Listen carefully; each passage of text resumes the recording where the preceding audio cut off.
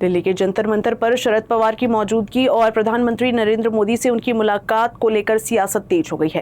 राज ठाकरे की टिप्पणी पर अब भाजपा विधायक परिणय फुके ने जवाब देते हुए कहा कि सत्ता पक्ष और विपक्ष के नेताओं की मुलाकात लोकतांत्रिक परंपरा का हिस्सा है और इसमें कुछ भी गलत नहीं है। राज ठाकरे जी हे कधीच कोणत्याही पदावर निवडून आले नाही।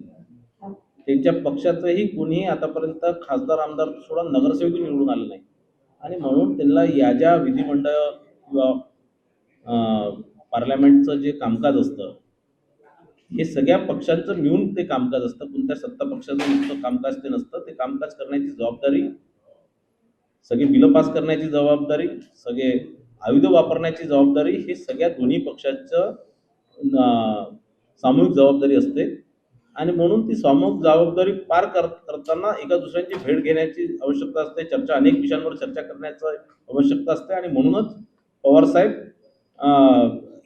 यांना भेटले, पीएम साहेबांना भेटले, पंतप्रधान साहेबांना भेटले। या प्रकारचं अनेक लोक, उद्धव साहेब सुद्धा माननीय फडणवीस साहेबांना भेटत असतात, त्यांच्या पक्षाचे अनेक आमदार भेटत असतात आणि म्हणून ही एक रीती परंपरा अनेक वर्षानुवर्ष ही राहिलेली आहे आणि काही सत्ता पक्ष आणि विरोधी पक्ष एका दुसऱ्यासोबत भेटले नाही पाहिजे असा काही कुठे नियम आहे काय, कायदा आहे काय? तर मला असं वाटतं राज ठाकरेजींचं कधीच कोणी निवडून आला नाही म्हणून त्यांना या सगळ्या विधिमंडळाचा कामकाज किंवा पार्लमेंटच्या कामकाजाबद्दल त्यांना माहिती नाही।